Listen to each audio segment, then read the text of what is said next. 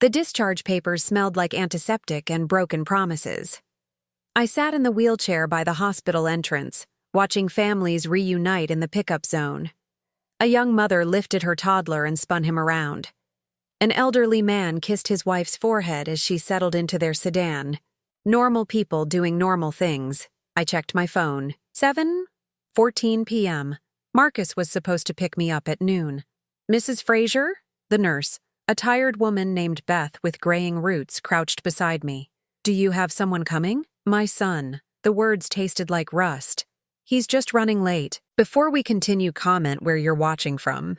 And subscribe to the channel. We'd love to see how far our stories are reaching. Beth's eyes said what her mouth didn't. She'd seen this before. Patients left behind like forgotten luggage. She patted my hand, her skin rough and warm, then walked back inside. The automatic doors swallowed her whole. I shifted in the wheelchair. My hip screamed. 3 days ago, I'd slipped on ice in my driveway, trying to bring in groceries. The fall fractured my hip in 2 places. Surgery cost $52,000, but Medicare covered most of it. Still, the pain made me dizzy, made the world tilt sideways. Marcus knew about the surgery. He'd visited once, stayed 11 minutes, then left because Tiffany needed him to sign some papers for her business. I didn't ask what papers. I never asked anymore. My phone buzzed. Not Marcus. A notification from Instagram. Tiffany Thrives posted a new photo. I shouldn't have looked. I knew better. But my thumb moved before my brain could stop it. The photo loaded slowly, pixel by pixel, like a nightmare assembling itself. A long table at Lockwood Steakhouse. 12 people smiling at the camera. I recognized every face. Marcus sat at the head, his arm around Tiffany. She wore a red dress I'd never seen, her dark hair perfect, her smile sharp. Next to her, Marcus's father-in-law, Ted. Across from them, Tiffany's mother, Susan. Then, Marcus's paternal grandparents, George and Linda, who I hadn't seen in 14 months, not since Robert's funeral. And there, at the center of the table, sat Robert, my ex-husband. The man who'd left me 8 years ago for a dental hygienist named Sienna. He looked tan, healthy, younger than his 68 years. His hand rested on the shoulder of a woman I didn't recognize, probably Sienna. The caption read, "Celebrating Robert's legacy with true family. Blood is thicker than water. Family first. Blessed, Lockwood Steakhouse." I read it 3 times. Each word was a small knife. True family. Blood is thicker than water. I wasn't in the photo. I was here, 7 miles away, sitting in a hospital wheelchair, waiting for a son who'd chosen prime rib over his own mother. My hands shook. The phone screen blurred. I blinked hard. No tears. Not here. I scrolled through the comments. 43 already. "Beautiful family. Looks amazing. What's the occasion? You guys are goals." Tiffany had replied to several. "Just honoring Robert's memory with the people who matter most. Robert died 18 months ago. Heart attack." I went to the funeral. Sat in the back.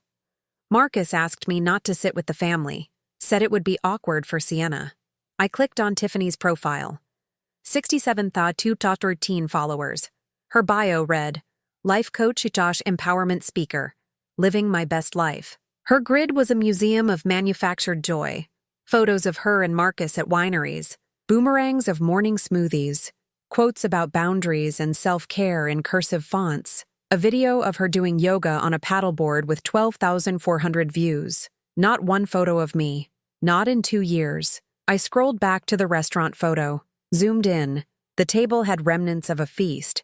Empty wine bottles, dessert plates, a candle centerpiece that probably cost $60. I counted the people again. 12. Lockwood's charged $89 per person for their Sunday special. I did the math automatically. $1,068 plus tax and tip. Call it $1,400. Marcus told me 3 weeks ago he couldn't help with my property tax. Said his agency was struggling. Asked if I could wait until spring. I zoomed in closer. On the table, near Marcus's elbow, I spotted a small gift bag. Navy blue with gold handles. The kind of bag you get from jewelry stores. My chest tightened. "Mrs. Fraser?"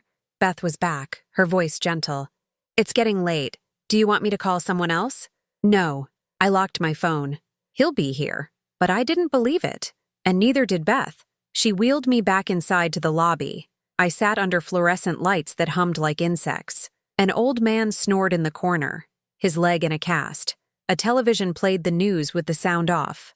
I opened the manila folder the hospital gave me. Discharge instructions, pain medication schedule, physical therapy appointments. And at the bottom, a smaller envelope I'd almost forgotten about. My fingers traced the edge. I'd asked Dr. Porter to run this test 3 weeks ago, right before the fall. Told him I needed it for estate planning.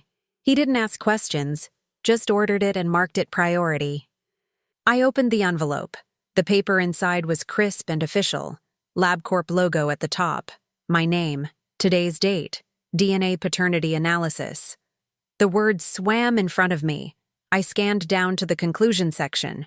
2 sentences that changed everything. Probability of paternity, 0.00%. The tested man is excluded as the biological father of the tested child. My breath caught.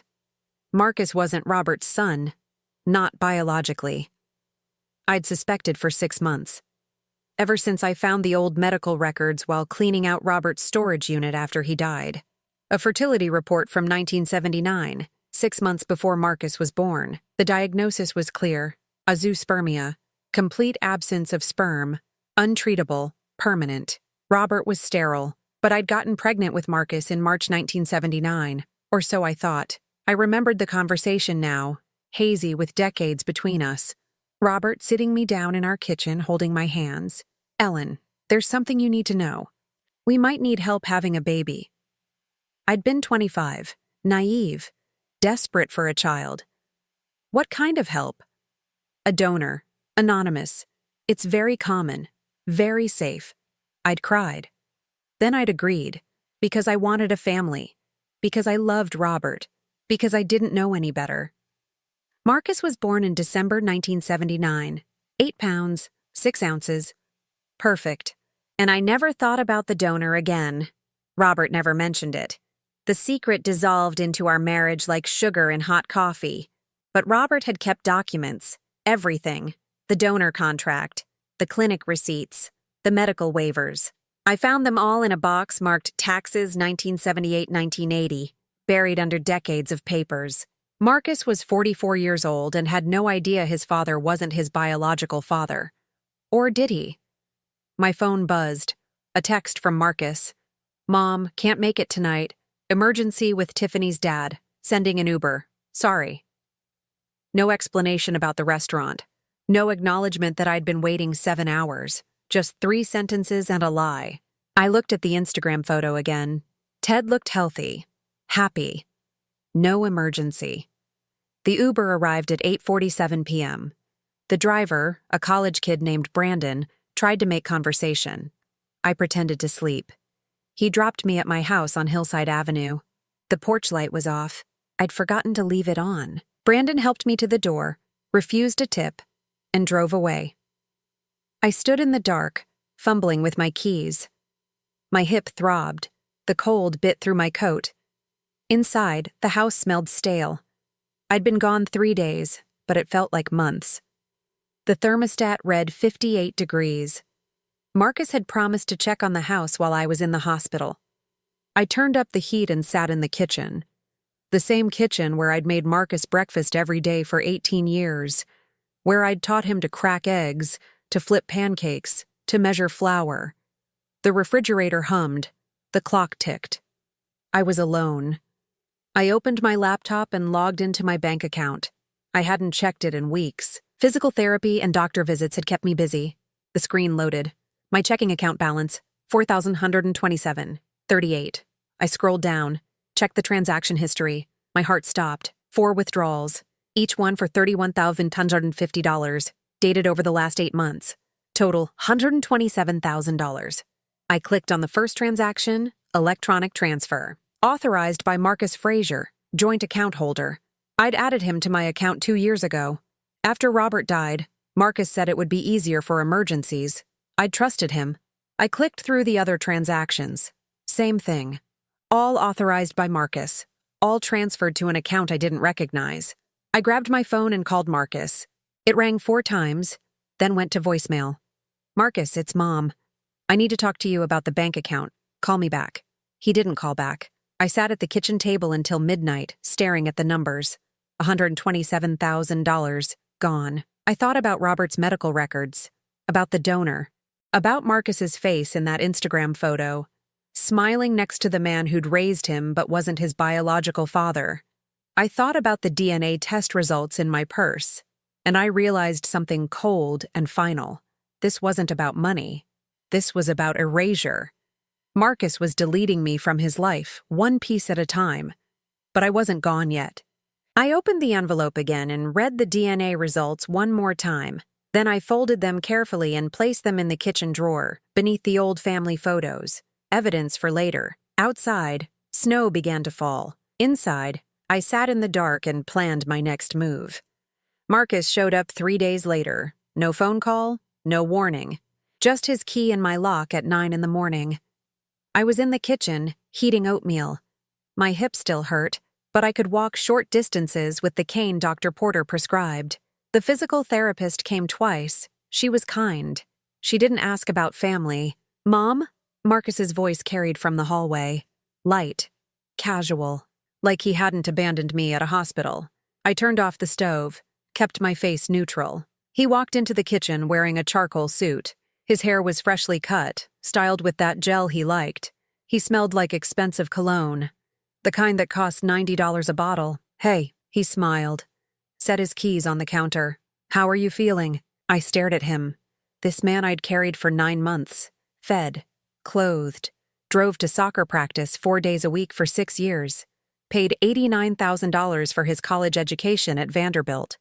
Where were you? My voice came out flat. His smile flickered. What do you mean? Sunday. You were supposed to pick me up at noon. Oh. He rubbed his neck. Yeah, sorry about that. Emergency with Ted. His blood pressure spiked. Tiffany was freaking out. I had to drive them to urgent care. I'd rehearsed this moment for 3 days, practiced staying calm, but rage is a physical thing. It lives in your chest, hot and sharp. I saw the Instagram post. His face didn't change, not even a flinch. What post? Lockwood's, the family dinner, 12 people. You and Tiffany, Robert's parents. Ted looked very healthy in that photo. Silence. The refrigerator hummed. Outside, a car drove past. Marcus leaned against the counter. Mom, that was after urgent care. Ted was fine. Just stress. We all needed to decompress. It was a last-minute thing. You couldn't text me? My phone died. For 7 hours? His jaw tightened. I sent you an Uber, didn't I? At 8:47 p.m. Better late than never. He said it like a joke, like I was being unreasonable. I gripped the counter. My knuckles went white. I waited in a wheelchair for 7 hours, Marcus. 7 hours. And I apologized. What else do you want me to say? What else did I want? I wanted him to look ashamed, to explain, to acknowledge that leaving your mother stranded after hip surgery isn't normal. But his eyes were cold, impatient, like I was wasting his time. Why did you transfer $127,000 from my account? That got him. His posture stiffened. His smile vanished. I don't know what you're talking about. I pulled out my phone, showed him the bank statement. 4 transactions, all authorized by him. He glanced at the screen, then looked away. That's for the business. I told you about the expansion. You told me the business was struggling. 3 weeks ago, you said you couldn't help with my property tax. Things changed. In 3 weeks, we got a new client, big contract, but we needed cash flow for equipment. I was going to pay you back. You stole $127,000 from me, Marcus. I didn't steal anything. His voice rose. I'm a joint account holder. I had authorization, and it's a loan, not theft. Jesus, Mom, you're acting like I robbed you. The word authorization hung in the air. Technically true, morally bankrupt. When were you planning to tell me? I just did. After I found out on my own. He sighed, ran his hand through his hair. Look, I'm sorry, okay? I should have asked, but I knew you'd say no. You always say no when it comes to the business. Because your business has failed 3 times. His face flushed. That's not fair. It's true. The restaurant in 2015, the app in 2018, the consulting firm last year. I gave you $35,000 for the consulting firm. You promised you'd pay me back in 6 months. That was 18 months ago. This is different. How? Because I have Tiffany now. She's a businesswoman. She knows marketing. We're building something real. Tiffany, of course. Where's the money now? Invested. Equipment. Office space. Web development. I want it back. I can't just pull it out. It's tied up. Then untie it. Mom, be reasonable. Reasonable? My voice cracked. You left me at a hospital. You stole my money. And now you're telling me to be reasonable? Marcus's phone buzzed. He glanced at it. I have to go. Tiffany needs me. We're not done. We'll talk later. Marcus. But he was already walking away. The front door opened, closed. His car started, drove off. I stood in the kitchen, shaking. That afternoon, Tiffany posted a new Instagram story. A boomerang of her arranging flowers in a vase, white lilies. Expensive. The caption, organizing grandma's space for her own good. Sometimes love means tough choices. Family first, shucks senior care. Grandma's space. I clicked to the next story. A photo of my living room, my bookshelf, my lamp, my coffee table. But things were different. The books were gone. The photos were gone. The lamp was turned to face the wall. Tiffany had been in my house, without asking, without telling me. I called Marcus. Voicemail. I called again. Voicemail. I texted, why was Tiffany in my house? 3 dots appeared, then disappeared, then appeared again. She was helping. Thought you'd appreciate it. I didn't give her permission. Mom, you can barely walk. Someone needs to help you organize. I don't need help organizing. That's exactly what someone who needs help would say. I stared at the text, read it 3 times. That's exactly what someone who needs help would say. He was gaslighting me, using my injury as proof of incompetence. I opened Instagram again, scrolled through Tiffany's stories. She'd posted 6 in the last hour. A photo of my medicine cabinet. Caption, so many pills. Keeping track is a full-time job. Caregiver life. A video of my hallway. Caption, downsizing is hard but necessary. Making space for what matters. A close-up of a trash bag. Caption, sometimes letting go is the biggest gift we can give. Decluttering. Fresh start. She was documenting everything, creating a narrative. Ellen Fraser, the confused old woman who couldn't care for herself. My doorbell rang. I limped to the door, looked through the peephole. Jade, my granddaughter, 19 years old, home from college for spring break. I opened the door. Jade stood on the porch, hands in her jacket pockets. Her dark hair was pulled back. No makeup. She looked nervous. Grandma, can I come in? Of course. She stepped inside, glanced around. Where's all your stuff? Tiffany took it. Yeah. Jade bit her lip. That's why I'm here. We sat in the living room. I made tea. Jade wrapped her hands around the mug but didn't drink. What's going on, sweetheart?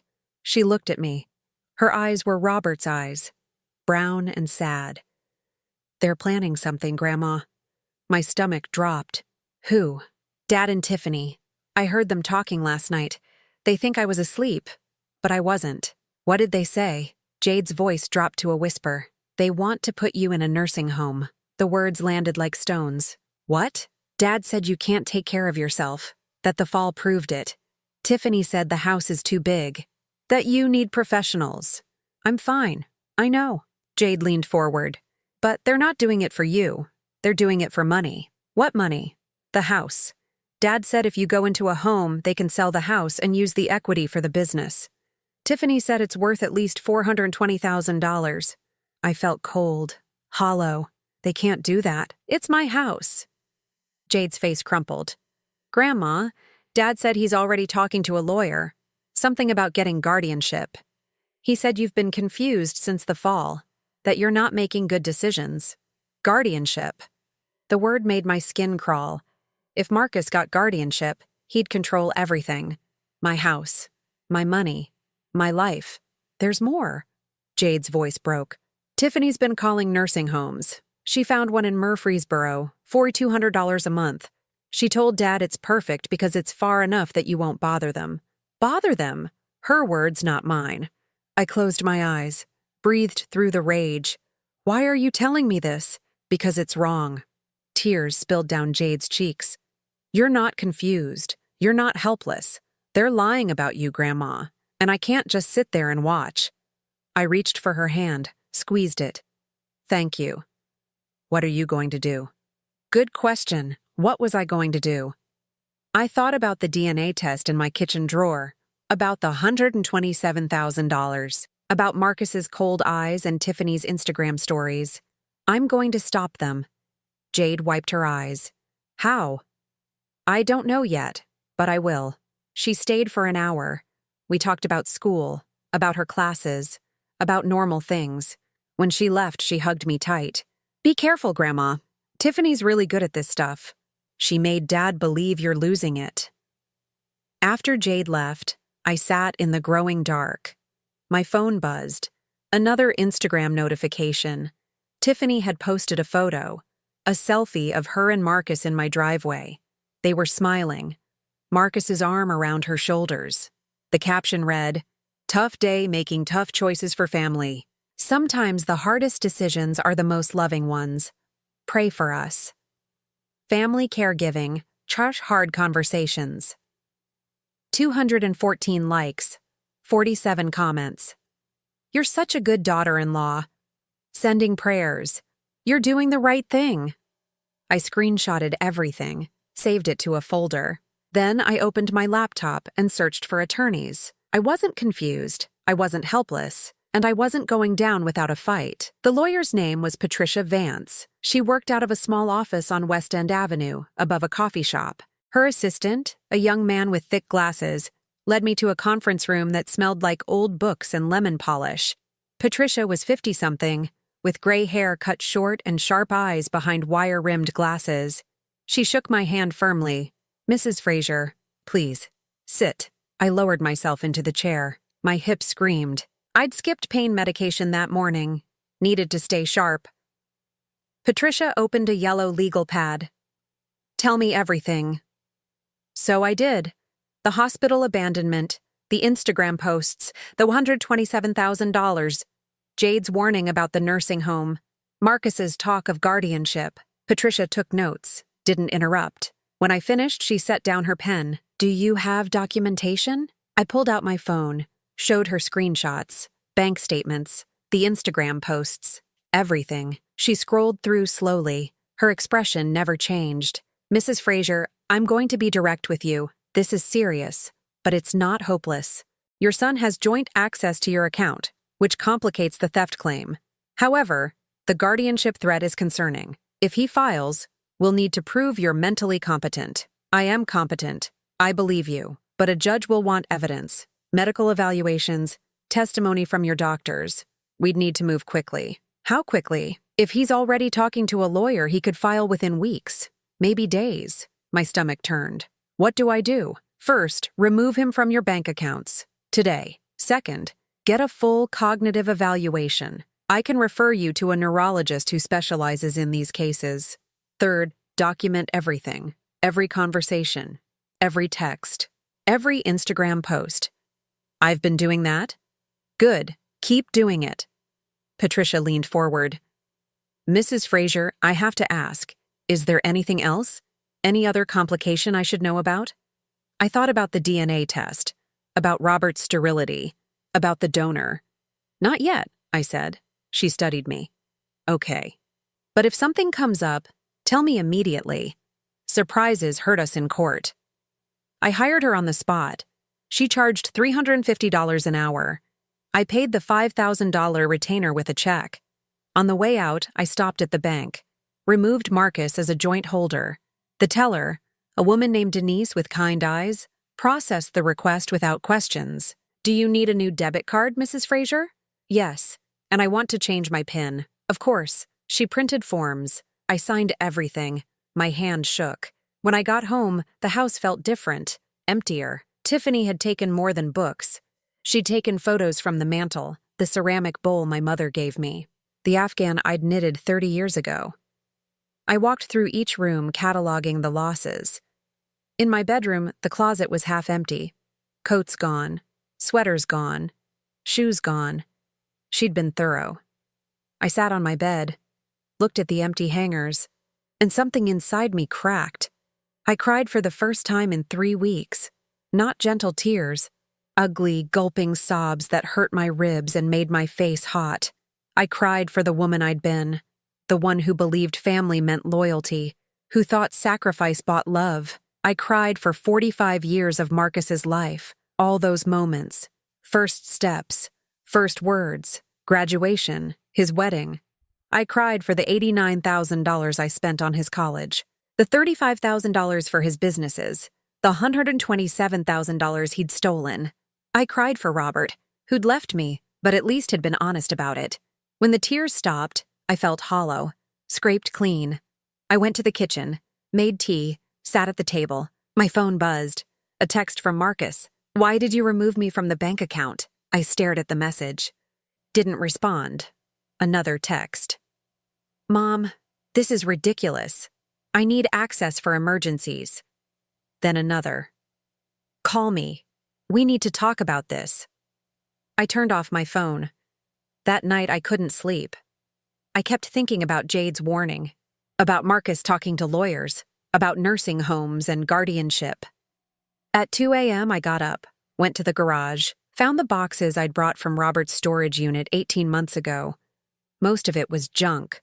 Old tax returns, expired warranties, instruction manuals for appliances we didn't own anymore. But one box, marked personal, held documents I'd only glanced at before. I carried it inside, spread the contents on the kitchen table. Letters, dozens of them, addressed to Robert at a P.O. box I didn't know he had. I opened the first one, dated March 2019. "Dad, I don't know why you won't return my calls. I just want to meet. Please. Vanessa. Robert's daughter from his first marriage. She'd been 4 when Robert and I got married. Her mother, Linda, had full custody. We'd seen Vanessa maybe 5 times in 40 years. Birthdays, graduations. Robert never talked about her. I opened another letter, June 2019. "Dad, I'm getting married in September. I know things have been hard between us, but I'd really like you there. Please call me." Another, December 2019. "Dad, I'm pregnant. You're going to be a grandfather. I wish we could fix things before the baby comes." My chest tightened. I kept reading. The letters spanned 3 years. All from Vanessa. All unanswered. The last one was dated June 2023, 2 months before Robert died. "Dad, I'm not writing anymore. I've tried. For years I've tried. But you've made it clear you don't want me in your life. I just want you to know that when you left Mom, you left me too. And when you started a new family, you erased me. I hope Marcus was worth it. I hope he gave you everything you wanted. Because he got everything. The father I never had. The love I never got. Everything. I'm done hoping you'll change. Goodbye, Dad." I set down the letter. My hands trembled. Vanessa had been erased. Just like Ellen was being erased now. I kept searching through the box. Found a manila folder labeled Estate Planning. Inside, Robert's will, dated August 2023, 1 month before he died. I scanned the pages. Standard stuff. The house in Franklin went to Sienna, the truck, the savings account, some stocks.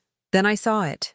Page 4. "To my daughter Vanessa Calloway, I leave the sum of $89,000 representing unpaid child support from 1975 to 1993, calculated at $400 per month with interest. $89,000. Robert had finally acknowledged his debt to Vanessa, but there was a note paperclipped to the page, handwritten. Robert's handwriting. Marcus contested this, says I'm being manipulated, threatened to sue estate if I don't remove Vanessa. I'm keeping it anyway. She deserves this. I was a terrible father to her. Marcus had known about Vanessa's inheritance, had tried to stop it.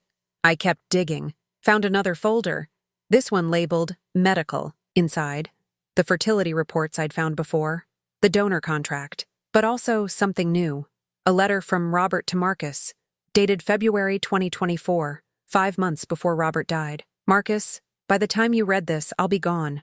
There's something I need you to know. You're not my biological son.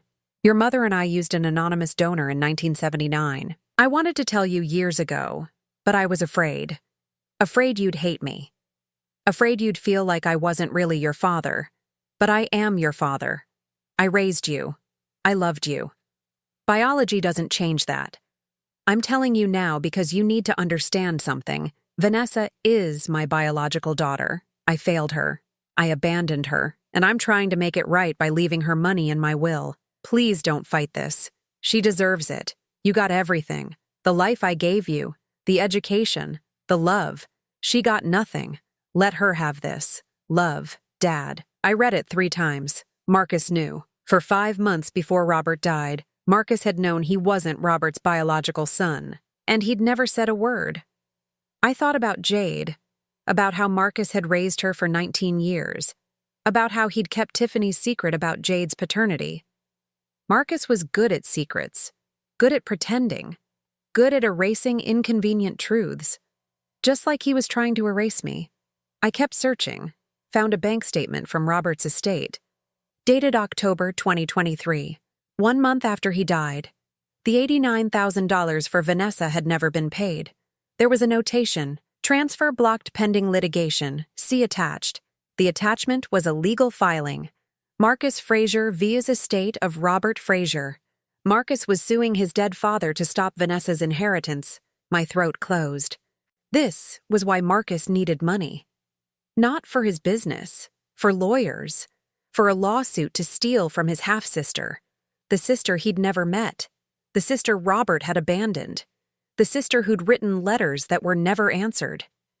I spread everything on the table, the letters from Vanessa, Robert's will, the lawsuit, the DNA documents, Marcus's confession in Robert's letter. A pattern emerged, clear and ugly. Marcus wasn't just stealing from me. He'd stolen from Vanessa. He was erasing both of us. And he'd used my money to do it.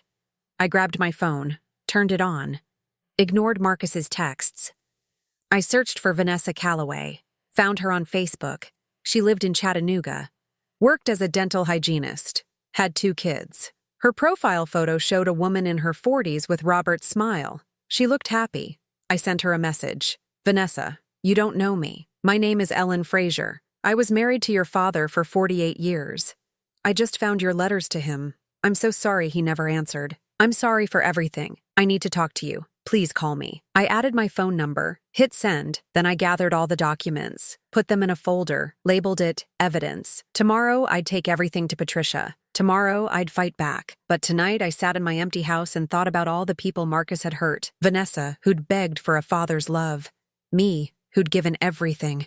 Jade, who was watching her father become a monster. And somewhere, an anonymous donor who'd given Marcus life and gotten nothing in return. We were all ghosts in Marcus's story. Erased, forgotten, but ghosts have power. And I was done being silent. Vanessa called at 7 the next morning. I'd been awake for hours, drinking coffee that had gone cold. Mrs. Frazier? Her voice was cautious, soft. Ellen, please. Silence. Then, I got your message. I don't understand. Why are you contacting me now? Because I found your letters, and I found out what Marcus is doing. What is he doing? I took a breath. He's suing your father's estate to block your inheritance. More silence. Then a sound like a laugh, but bitter. Of course he is. I'm sorry. I didn't know about you, about the letters. Robert never told me. Why would he? I was an inconvenience, a reminder of his first failure. Her pain was sharp, immediate. I recognized it. It sounded like my own. Vanessa, can we meet? Why? Because Marcus stole from both of us, and I think we can help each other. She was quiet for a long time. When? We met at a diner in Chattanooga 2 days later. I drove myself. My hip hurt, but I managed. Vanessa sat in a corner booth, hands wrapped around a coffee mug. She looked exactly like her Facebook photo. 49 years old, dark hair, Robert's eyes. I slid into the booth across from her. Hi. Hi. She studied me. You look different than I expected. How so? Older, tired, human. I almost smiled. I am tired. A waitress came. We ordered coffee. Vanessa got eggs. I got toast I wouldn't eat. Tell me about Marcus, Vanessa said. What kind of man is he? I thought about how to answer. Settled on the truth. He's the kind of man who steals from his mother to sue his dead father. She nodded slowly. Sounds about right. Dad always said Marcus was special, perfect. The son he'd always wanted. Her voice turned acid. Guess he got what he paid for. Vanessa, I'm sorry for all of it. I didn't know Robert kept you away. I thought you chose not to visit. He told you that. He told me your mother made it difficult. My mother died when I was 12. After that, it was all him. He just didn't want me around his new family. The words hit like a fist. I didn't know. Of course you didn't. That's how Dad worked. Compartments, separate lives, no overlap. She stirred her coffee. You know what's funny? I used to dream about having a brother, someone who'd understand what it was like. But Marcus doesn't even know I exist, does he? He knows. Robert told him, 5 months before he died. Her eyes widened. And Marcus sued to keep you from getting the money Robert left you. She laughed. No humor in it. $89,000. 23 years of child support he never paid. I didn't even know he'd left it to me until I got a letter from a lawyer saying the estate was in litigation. When was that? Last November. I tried to fight it, but I couldn't afford a lawyer. I work at a dental office, Ellen. I make $42,000 a year. I have 2 kids. I can't compete with whatever Marcus has. I pulled out the folder I'd brought, slid it across the table. This is everything. The will, the lawsuit, Robert's letter to Marcus, the donor documents. She opened the folder, read in silence. Her hands shook. When she finished, she looked up. Her eyes were wet. He's not even Robert's biological son. No. And he's still suing me? Yes. She closed the folder, pushed it back. Why are you showing me this? Because I need your help, and you need mine. How? I told her everything. The hospital, the Instagram posts, the $127,000, the nursing home plans, the guardianship threat. Vanessa listened without interrupting. When I finished, she leaned back. He's trying to erase you. Yes. Like Dad erased me. Yes. She looked out the window. Cars passed. Normal people living normal lives. What do you want from me? She asked. Testimony. If Marcus files for guardianship, I need witnesses who can show he has a pattern of financial exploitation. Your case proves that. And what do I get? Your inheritance. I'll pay you the $89,000 Robert owed you, out of my own money. Her head snapped back. Why would you do that? Because it's right. And because it hurts Marcus. She stared at me. You really hate him, don't you? I really do. A smile flickered across her face. Okay, I'm in. We exchanged phone numbers. I gave her Patricia's information. She promised to send documentation about the estate lawsuit. When we parted in the parking lot, she hugged me. Brief, but real. Thank you, she whispered. For what? For seeing me. No one in that family ever has. I drove back to Nashville with something I hadn't felt in weeks. Hope. That afternoon, I went to see Dr. Raymond Palmer, the neurologist Patricia recommended. His office was in a medical building near Vanderbilt. Dr. Palmer was 60, gray-haired, with gentle hands and a calm voice. He ran me through 2 hours of tests: memory, problem-solving, spatial awareness, pattern recognition. Count backward from 100 by sevens. Spell world backward. Remember these 3 words: apple, table, penny. I answered everything, stayed focused, proved I was sharp. At the end, Dr. Palmer reviewed his notes. Mrs. Fraser, your cognitive function is excellent. Your scores are in the 95th percentile for your age group. There's no indication of dementia, confusion, or impairment of any kind. Relief flooded through me. Can you document that? Absolutely. I'll write a detailed report for your attorney. How long will that take? I'll have it ready by tomorrow. I thanked him. Paid the $800 fee with my debit card. Marcus wouldn't see that transaction. On the drive home, my phone rang. Patricia. Ellen, we have a problem. My stomach dropped. What kind of problem? I did some research on your property. There's a lien against your house. What? A home equity loan, taken out 6 weeks ago. $45,000. The documents show your signature, but I need you to look at them. Can you come to my office? I'm 20 minutes away. I was there in 15. Patricia spread the documents on her conference table. Loan application, promissory note, deed of trust. All dated January 15th, 2024. I looked at the signature line. It said Ellen Fraser in handwriting that looked like mine, but wasn't. I didn't sign this. Are you certain? Positive. I've never taken a loan against my house. Patricia put on reading glasses, examined the signature closely. It's a good forgery, but look here. She pointed to the capital E in Ellen. Your signature has a loop. This one doesn't. And the F in Fraser is too angular. How did he do this? He probably traced your signature from another document. Banks don't always verify in person anymore, especially for equity loans on fully owned properties. What does this mean? It means Marcus took out a loan using your house as collateral. He forged your signature. That's fraud. Criminal fraud. The room tilted. I gripped the table. Where's the $45,000? Patricia checked the documents. Deposited into an account at First Tennessee Bank. Account holder, Marcus Fraser. Can we stop it? Get the money back? We can try, but the loan is active. The bank thinks you agreed to it. We'll need to file a police report, then dispute the loan, then... How long will that take? Months. Maybe a year. I closed my eyes. He's been planning this for a long time, hasn't he? It looks that way. The Instagram posts. The narrative about your mental decline. The joint bank account access. The forged loan. This is systematic. I opened my eyes. Looked at Patricia. What do I do? We go nuclear. File a police report today. I'll contact the bank tomorrow. We'll send them the cognitive evaluation, the handwriting analysis, everything. And we need to move fast on removing Marcus from your will. He's in my will? Most parents list their children as beneficiaries by default. Do you have a current will? I thought about it. From 2008, after Robert left. We need to update it immediately. Remove Marcus entirely. Change your beneficiaries. To who? That's up to you. But if something happens to you before we resolve the guardianship threat, Marcus will inherit everything. The house, your savings, your life insurance, all of it. The thought made me sick. How much is at stake? Patricia asked. I did the math in my head. The house is worth $420,000. I have $73,000 in savings. Life insurance is $180,000. Some stocks, maybe $50,000. So roughly $723,000 total. Yes, Ellen, if Marcus gets guardianship, he controls all of that.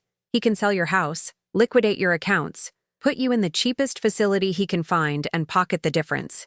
People do it all the time. My hands went cold. How do I stop him? By making sure you're legally protected, by building a case so strong that no judge would grant him guardianship, and by making sure your assets go to someone else if anything happens to you. Jade, I said, my granddaughter. Everything should go to her. Patricia made notes. Anyone else? I thought about Vanessa, about the inheritance she'd never received. Yes, Vanessa Calloway, Robert's daughter.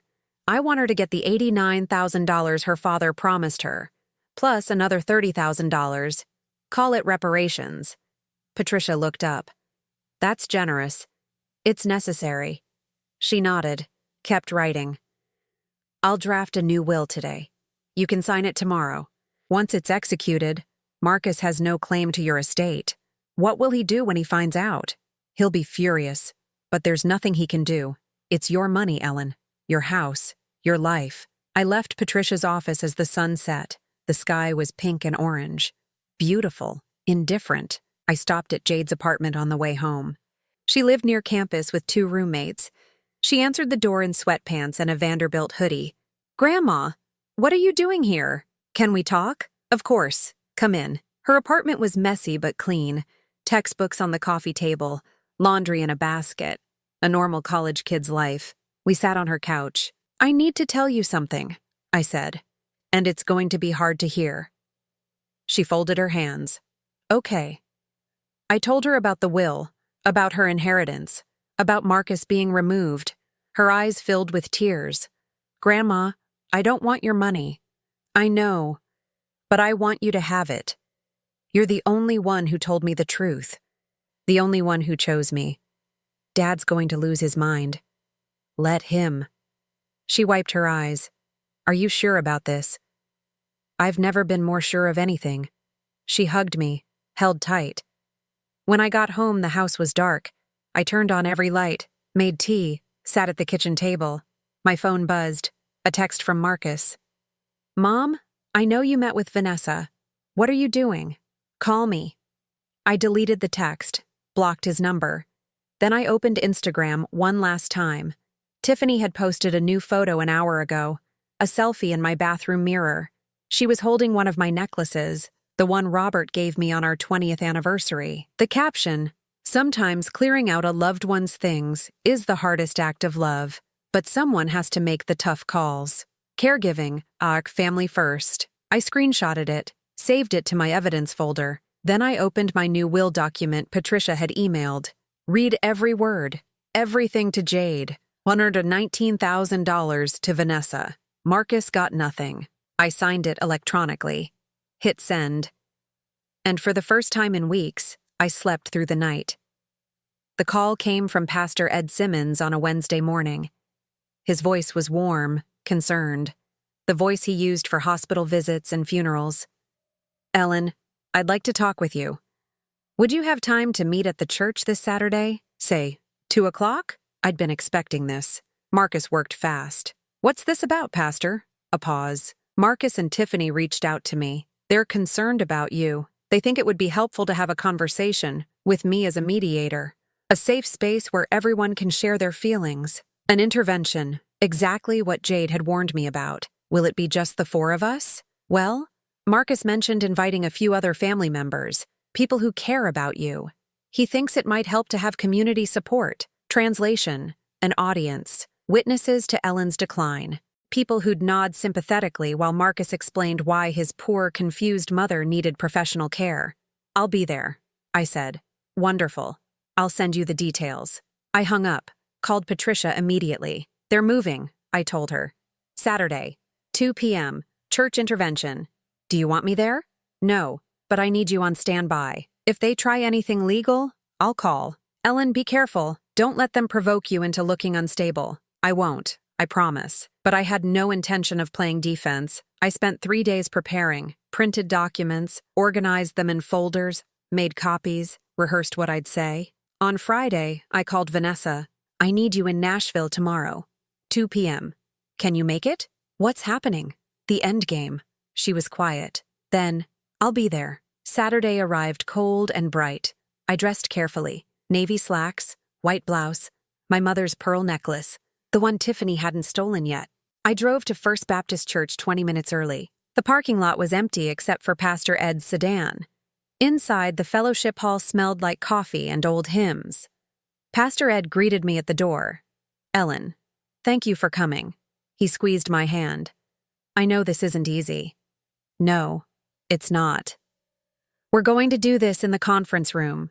More private, more comfortable. He led me down a hallway. The conference room had a long table, 12 chairs, a whiteboard on one wall, a cross on another. Marcus and Tiffany were already there. Marcus wore a suit. Tiffany wore a cream dress, pearls, perfect makeup. Her phone sat face up on the table. They looked like concerned children, devoted caregivers, Instagram ready. Mom, Marcus stood, tried to hug me. I stepped back. Don't. His face flickered, hurt, confusion, Oscar-worthy. Mom, please, we're here because we love you. I sat at the far end of the table, placed my bag carefully beside me. Tiffany smiled, gentle, sad. Ellen, we've been so worried, we just want to help. The door opened. More people filed in. Ted and Susan, Tiffany's parents. They nodded at me stiffly. George and Linda, Marcus's paternal grandparents, Robert's parents. They'd aged since the funeral. George's hands shook. Linda's eyes were distant. 2 women I didn't recognize, both around 50, dressed like they'd come from an office. Pastor Ed made introductions. This is Carol and Diane. They're care coordinators from Meadowbrook Senior Living. Marcus thought it would be helpful to have professionals here to answer questions. My stomach clenched. They'd brought salespeople, 8 people total, all arranged on Marcus's side of the table. I was alone. Pastor Ed sat at the head of the table, folded his hands. "Let's begin with prayer." We bowed our heads. He prayed for wisdom, compassion, God's guidance. I kept my eyes open, watched Marcus and Tiffany, their heads bowed, hands clasped, perfect piety. Amen. Pastor Ed looked at me. "Ellen, Marcus has shared some concerns. He feels you've been making decisions that worry him, removing him from your bank account, meeting with people he doesn't know. He's afraid you might be confused, that you might need more support than you're getting." I stayed silent. "Would you like to respond to that?" "Not yet." Pastor Ed blinked. "Okay, Marcus, would you like to explain your concerns in more detail?" Marcus leaned forward. His voice was soft, pained. "Mom's been different since the fall. Paranoid, accusatory. She thinks I stole money from her, which isn't true. She's been contacting strangers, making wild claims about family. We think she might be experiencing cognitive decline. Early dementia, maybe." Linda, Robert's mother, gasped. "Oh no, poor Ellen." George patted my hand across the table. "It's okay, dear. We're here to help." I pulled my hand back. Tiffany dabbed her eyes. "It's been so hard watching this happen. Ellen's always been so sharp, so independent. But lately," she trailed off. Let the silence speak. Carol, one of the care coordinators, leaned in. "Mrs. Fraser, cognitive decline is nothing to be ashamed of. At Meadowbrook, we specialize in memory care, beautiful facilities, 24-hour nursing, activities designed to keep residents engaged." "How much does it cost?" I asked. Carol smiled. "We have several tiers. The basic package starts at $4,200 per month. But we can discuss financial arrangements. I'm not going to a nursing home." Marcus's jaw tightened. "Mom, no one's forcing you. We're just exploring options. You've already picked one. Meadowbrook, in Murfreesboro. Far enough that I won't bother you." The room went still. Tiffany's smile faltered. "That's not—" "Jade told me everything." Marcus's face went white. "What did Jade tell you?" "That you want to sell my house. Use the equity for your business. That you've been planning this for months." "That's not true." I opened my bag, pulled out the first folder, slid it across the table to Pastor Ed. "These are bank statements showing $127,000 transferred from my account to Marcus's business account, without my permission, over the last 8 months." Pastor Ed opened the folder. His expression changed. Marcus stood. "I had authorization. I'm a joint account holder." "Were?" I pulled out another folder. "I removed you 2 weeks ago, after I discovered you'd stolen from me." "Stolen?" Ted, Tiffany's father, frowned. "That's a strong word." "It's an accurate word." I pulled out a third folder. "This is a home equity loan, $45,000, taken out 6 weeks ago using forged documents. Marcus signed my name without my knowledge." Pastor Ed examined the papers. His face was grave. "Marcus, is this true?" "I can explain." "It's fraud," I said. "Criminal fraud. I filed a police report. The investigation is ongoing." Gasps around the table. Linda clutched her chest. George stared at Marcus. Tiffany grabbed Marcus's arm. "Don't say anything without a lawyer." Too late. I pulled out another folder. "This is a lawsuit. Marcus Fraser, the estate of Robert Fraser. Marcus is suing his dead father to prevent Robert's daughter from receiving the inheritance she was promised." "His daughter?" George looked confused. "Marcus is Robert's only child." "No." I looked at George. At Linda. "Robert had another daughter, Vanessa, from his first marriage. He abandoned her, never paid child support. Before he died, he tried to make it right by leaving her $89,000. Marcus is fighting to keep her from getting it." Linda's hand flew to her mouth. "Robert had another child? You never knew?" I asked. "No, he never told us." I felt a pang of sympathy, but I kept going. "Marcus used my money to pay his lawyers. That's where the $127,000 went. Not for his business, for a lawsuit to steal from his own sister." The door opened. Vanessa walked in. She wore a simple black dress. Her hair was down, She looked terrified and brave. "I'm Vanessa," she said. "Robert Fraser's daughter, the one Marcus is trying to erase." The room erupted. George stood. Linda started crying. Ted and Susan whispered to each other. Pastor Ed raised his hands. "Please, everyone sit." Vanessa sat beside me. Our shoulders touched. Marcus was on his feet. "This is a setup. You planned this." "Yes," I said. "I did." Tiffany stood. Her face was red. "This is ridiculous. You're trying to turn everyone against us." "No. I'm showing them who you really are." I pulled out my phone, opened Instagram, showed Pastor Ed the screenshots, Tiffany's posts, the restaurant photo.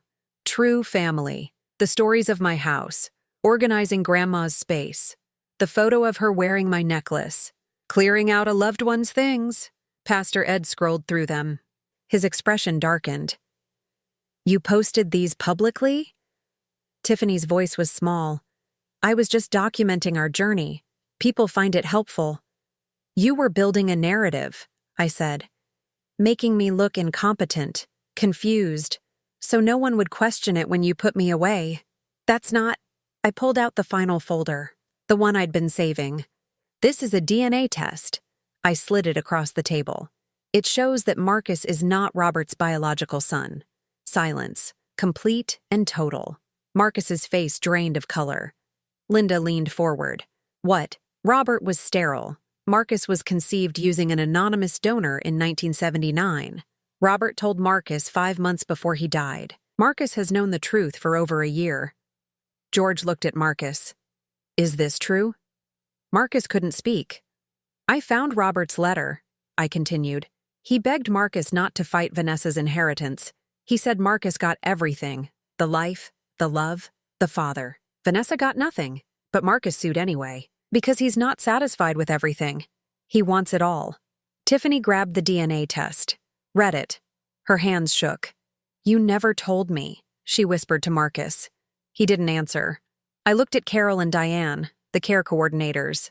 "You can leave now. There won't be any need for your services." They stood quickly, hurried out. I turned to George and Linda. "I'm sorry you had to find out this way, but Marcus and Tiffany have been lying to all of you. They don't care about my well-being. They care about my money." Linda was crying. George put his arm around her. Pastor Ed closed the folders, looked at Marcus and Tiffany. "I think you both need to leave." "Pastor?" Marcus started. "Now!" Tiffany grabbed her purse, her phone. She was shaking.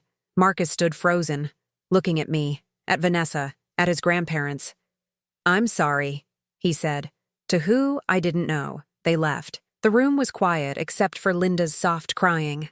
Pastor Ed looked at me. "Ellen, I apologize. I had no idea." "I know. That's what they counted on." Vanessa touched my arm. "Are you okay?" "Yes." And I was. For the first time in weeks, I was okay. George spoke, his voice rough. "What happens now?" "Now," I said. "I go home. I live my life. And Marcus learns that actions have consequences." I stood, gathered my folders. "Vanessa, would you like to stay for coffee?" She smiled. "I'd like that." We left together. Behind us, I heard Linda asking Pastor Ed questions, asking about Vanessa, about Robert, about all the secrets that had just been laid bare. In the parking lot, my phone buzzed. A text from an unknown number. Then I realized Marcus had gotten a new phone. "You're going to regret this." I deleted it, blocked the number. Vanessa and I went to a coffee shop. We talked for 2 hours. About Robert, about Marcus, about starting over. When I got home that evening, my phone rang. "Patricia." "Ellen, I just heard from the police. They're moving forward with the fraud investigation. Marcus will be charged within the week." "Good." "There's something else. Tiffany's Instagram is gone. She deleted everything." I smiled. "Too late. I have screenshots." "You're terrifying, you know that?" "I'm learning." That night, I slept better than I had in months. The police arrested Marcus on a Tuesday morning, Patricia called to tell me. They charged him with forgery, fraud, and theft. He's being held on $50,000 bail. I was in my kitchen, making coffee. The morning light came through the window. Clean, ordinary. What happens now? Arraignment next week. Then we'll see if he takes a plea deal or goes to trial. Either way, Ellen, this is public record now. Everyone will know. Everyone did know. By that afternoon, it was all over Nashville. Local news picked it up first. Marketing executive arrested for defrauding elderly mother. The story included Marcus's mugshot. He looked exhausted, scared. Nothing like the polished man in Tiffany's Instagram photos. The comments section filled with outrage. Strangers calling him a monster, demanding justice, sharing their own stories of elder abuse. Tiffany's remaining Instagram followers started asking questions. Is this your husband? Did you know about this? What kind of person steals from their own mother? By Wednesday, Tiffany had made her account private. By Thursday, she'd deleted it entirely. 67,214 followers. Gone. Years of carefully curated content. Vanished. Jade called me that evening. Grandma, Mom's freaking out. She's locked herself in the bedroom. Dad's at some lawyer's office. The house is chaos. Are you safe? Yeah. I'm staying at my apartment. But Grandma? This is really bad. Mom's sponsors are dropping her. Her coaching clients are canceling. Someone made a Reddit thread about her. What does it say? Everything. Screenshots of her posts about you, about tough choices and caregiving. And people are calling her a narcissist, saying she exploited you for content. I should have felt satisfaction. Instead, I felt tired. How are you doing, sweetheart? I'm okay. Worried about you. Don't be. I'm fine. Dad wants to talk to you. My chest tightened. About what? I don't know. He asked me to give you a message. He said he's sorry. He said he knows sorry isn't enough, but he needed to say it. Sorry. The word felt empty. Too small for the damage done. Tell him I received his message. That's it? That's it. Marcus's trial was set for September. His lawyer, a tired-looking man named Phil Hendricks, tried to negotiate a plea deal. Patricia kept me updated. They're offering 18 months probation, restitution of $172,000, and community service. No jail time if he pleads guilty to reduced charges. What do you think? I think we can do better. The prosecutor wants to make an example of him. Elder fraud is a hot topic right now. If we push, we might get full restitution plus penalties. Do it. We pushed. By June, the plea deal changed. 24 months probation. Full restitution of $172,000 plus $40,000 in penalties and legal fees. 500 hours of community service. A permanent fraud conviction on his record. Marcus signed it in July. The same week, Tiffany filed for divorce. Jade told me over lunch at a cafe downtown. We'd started meeting every Wednesday. Our time together. Mom's lawyer is brutal. She's asking for half of everything. The house, the cars, the business. She says Dad's criminal conviction proves he's an unfit partner. How's Marcus handling it? Jade stirred her iced tea. Not well. His business is falling apart. 3 of his biggest clients dropped him after the arrest. He had to lay off his staff. He's basically running a one-man operation out of the spare bedroom. And Tiffany?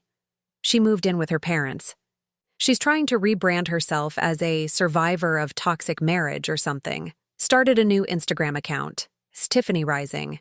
It has 4,000 followers, down from 67,000. The fall had been steep. Does she ever ask about me? No, she acts like you don't exist. That sounded about right. The divorce finalized in October. Tiffany got the house, sold it immediately for $340,000, and moved to Atlanta.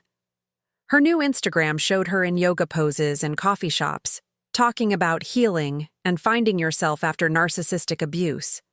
She never mentioned Marcus by name, never acknowledged what they'd done, just positioned herself as another victim. Some people believed her, most didn't. Marcus lost everything: the house, the business, half his assets, his reputation. He moved into a one-bedroom apartment in a complex near the airport, got a job as a sales associate at a marketing firm, entry level, $45,000 a year, the same salary I'd made as a bookkeeper in 1998. He started paying restitution, $200 a month, every month, like clockwork. I received the first check in August, the second in September. By December, he'd paid $6,000, only $206,000 left to go. At this rate, it would take him 14 years. I put the checks in a separate account, didn't spend them. Wasn't sure what I'd do with them yet. In September, I sold my house. The one Marcus had wanted so badly. I got $445,000 after fees. I gave Vanessa $119,000, her inheritance plus reparations. We met at Patricia's office. I handed her a cashier's check. She cried, hugged me. Thank you, you didn't have to do this. Yes, I did. She used the money to buy a small house in Chattanooga. Paid cash, sent me photos of her daughters in the backyard smiling. I used part of my money to buy a duplex near Vanderbilt. 2 floors. Jade lived upstairs. I lived downstairs. We shared a yard, a mailbox, a life. She was in her junior year now, studying psychology. She wanted to work with families, help people navigate trauma. Because of what happened with you and Dad, she told me, I want to help people see the patterns before it's too late. I was proud of her, proud of the woman she was becoming. On Thanksgiving, Jade asked if she could invite Marcus to dinner. Just us 3, she said. Nothing big. I think he wants to see you. I hadn't seen Marcus since the church confrontation, 6 months ago. He'd sent a few texts through Jade, apologizing, asking how I was. I never responded. Why now? I asked. Because he's different, Grandma. He's been going to therapy, working on himself. He knows he messed up. Jade, your father stole from me. He tried to put me in a nursing home. He forged documents. He's a criminal. I know. But he's also my dad. And he's your son. The words hung between us. Your son. Was he? After everything? I need to think about it. I thought about it for 3 days. Called Patricia for advice. It's your decision, Ellen. But if you do see him, keep it neutral. Don't make promises. Don't let him manipulate you. I won't. I called Vanessa too. What do you think I should do? She was quiet for a long time.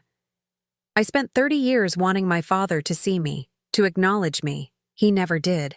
Not until it was too late. Maybe Marcus won't change. Maybe he's too far gone. But if there's a chance, even a small one, that he can become a better person, don't you want to know? I don't know if I can forgive him. Forgiveness isn't for him. It's for you. Thanksgiving came.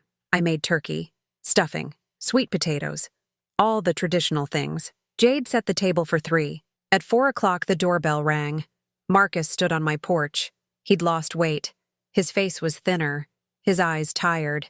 He wore jeans and a plain sweater. No expensive cologne, no perfect hair gel. He looked human. Hi, Mom. Hi. He held out a bouquet of flowers, white lilies, my favorites. I brought these. I remember you like them. I took the flowers. Come in. We ate dinner mostly in silence. Jade tried to make conversation, asked about work, about his apartment, about anything neutral. Marcus answered briefly. Didn't try to charm, didn't perform. After dinner, Jade excused herself. I need to study. You two should talk. She disappeared upstairs. Marcus and I sat in the living room. The silence stretched. Finally, he spoke. I don't know how to start. Then don't. I have to. I've been practicing with my therapist. Things I need to say. I waited. I'm sorry. His voice cracked. For all of it. The money. The lies. The nursing home. The intervention. I was so focused on what I wanted that I couldn't see what I was doing to you. Why did you do it? I don't know. I mean, I do know, but it sounds pathetic. I was desperate. The business was failing. Tiffany kept pushing. She had all these ideas about the life we should have. The house, the trips, the image, and I couldn't give her that on what I was making. So I started cutting corners, taking shortcuts, telling myself it was temporary, that I'd pay you back, but you didn't. No, I didn't. And then it spiraled. The lies got bigger. The theft got worse. And somewhere along the way, I stopped seeing you as my mother. I started seeing you as an obstacle, a source of money, a problem to solve. His honesty was startling, painful. When did you find out about the donor? About Robert not being your biological father? 5 months before he died. He called me to his house, told me everything. I was angry, felt betrayed, like my whole life was a lie. Did that change how you saw him? At first, yes. I thought, if he's not my real father, why do I owe him anything? Why do I owe anyone anything? And now? Now I realize he was my real father. He raised me, loved me, taught me right from wrong. And I threw it all away. Just like I threw away your love, and Jade's respect, and any chance I had at being a decent person. Tears ran down his face.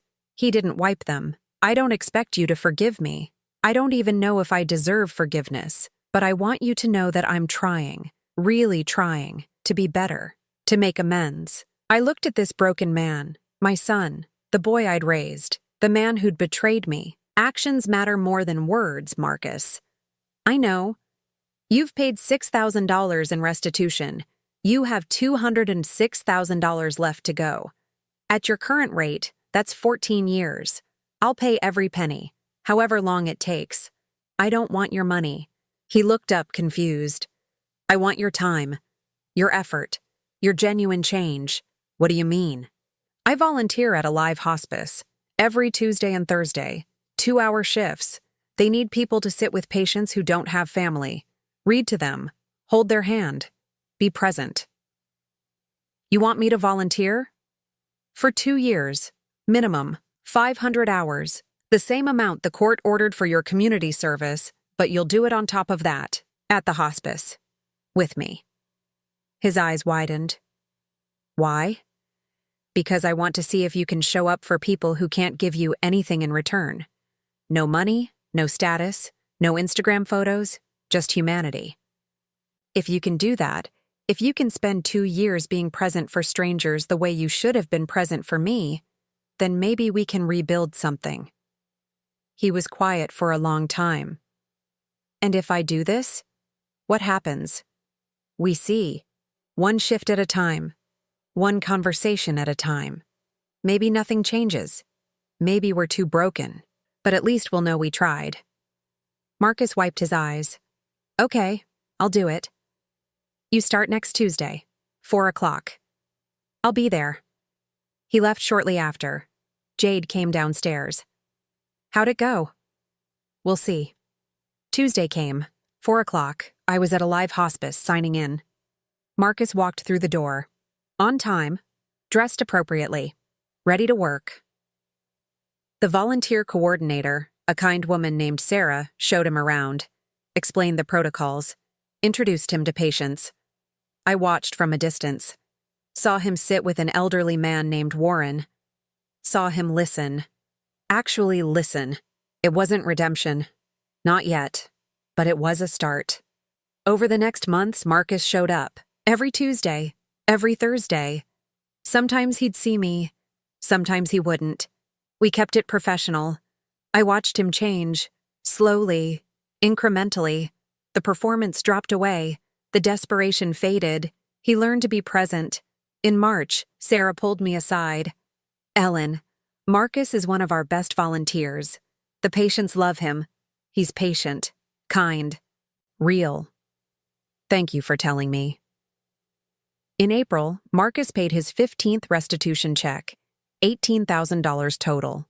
In May, Jade graduated. We all went to the ceremony. Me, Marcus, Vanessa, even George and Linda, who'd become part of our strange new family. Tiffany wasn't there. She'd moved to Los Angeles, chasing some new dream. After graduation, we took photos. Marcus stood next to me, awkward but trying. Can I take a picture with you, Mom? I hesitated, then nodded. Jade snapped the photo, Marcus and me, standing side by side, not hugging, not smiling wide, but together. He didn't post it anywhere, didn't need to. That night, I looked at the photo on my phone, really looked at it. We'd never be what we were. That version of us was gone forever. But maybe we could be something new, something honest, built on truth instead of performance, on presence instead of pretense. I thought about Robert, about Vanessa, about all the people who never got second chances. Marcus didn't deserve one, but I was giving it to him anyway. Not because he'd earned it, but because I was tired of carrying anger, tired of being defined by what had been done to me. I wanted to be defined by what I chose to do next. I chose to try. 2 years later, Marcus finished his 500 hours. We sat in my living room drinking coffee. I want to keep volunteering, he said. Not for you, for me. I need it. Okay. And I want to say something. You didn't have to give me this chance, but you did, and it changed me. I'm not the same person I was. I know. Thank you. I nodded. You're welcome. We'd never fully heal. Some wounds are too deep, but we'd found something. Not forgiveness exactly, but understanding, acceptance. He was my son, flawed, broken, human, and I was his mother, stronger than I'd known, wiser than I'd been. We were both learning to live with what we'd done and what had been done to us. It wasn't a fairy tale, but it was real, and that was enough.